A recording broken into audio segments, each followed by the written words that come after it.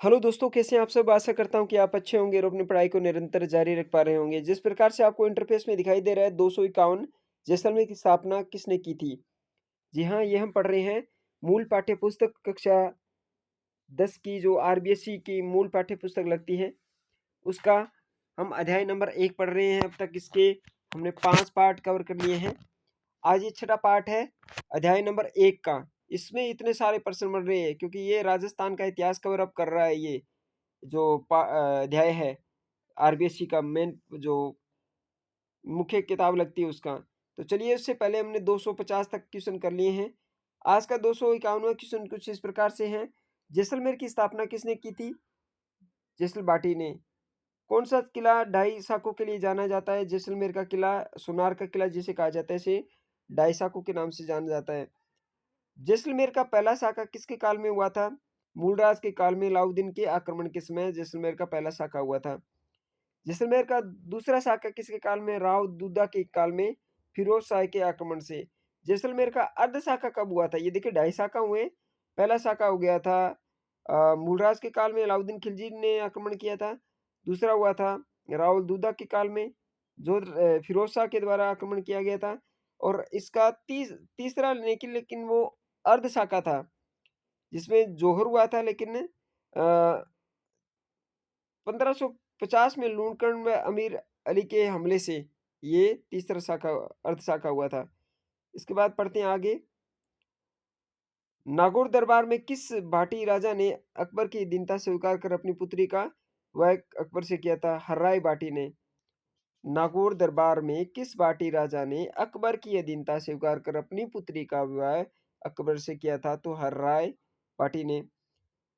भाटी वंश का अंतिम शासक कौन था? जवाहर सिंह। भाटी शासकों की शुरुआत किससे होती है? गोकुल जाट से। सॉरी, जाट शासकों की शुरुआत किससे होती है? गोकुल जाट से।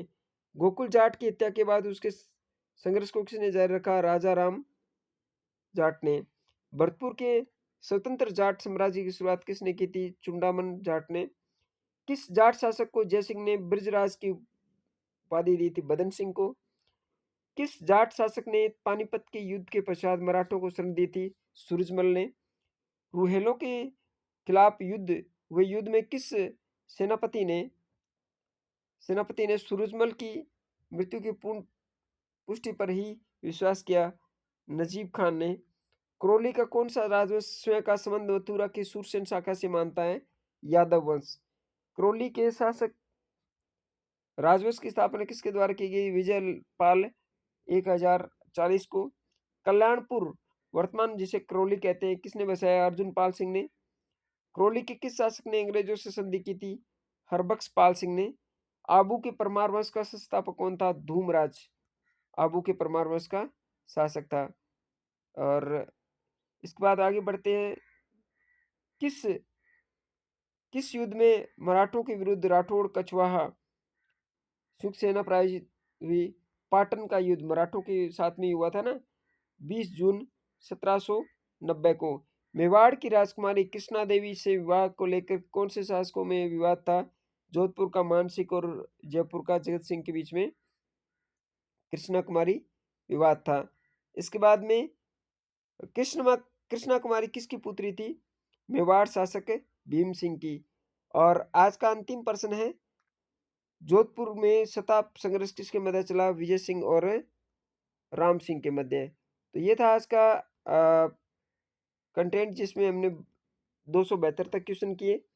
कल का हमारा कंटेंट रहेगा राजस्थान के प्रमुख संत व लोक देवता। मोस्ट इंपोर्टेंट कंटेंट है, स्किप मत कीजिएगा। और इसी चैनल पर ये वीडियो आने वाला है। अगर वीडियो अच्छा लगे तो लाइक कीजिएगा, शेयर कीजिएगा अपने दोस्तों के साथ में, और चैनल पे पहली बार विजिट करें तो चैनल को जरूर जरूर सब्सक्राइब करके जाइएगा। आज के कंटेंट में इतना ही। मिलते हैं नेक्स्ट कंटेंट में, अध्याय नंबर 2 आरबीएससी कक्षा 10 की मूल पाठ्य पुस्तक के साथ। तब तक के लिए धन्यवाद। Good bye, take care.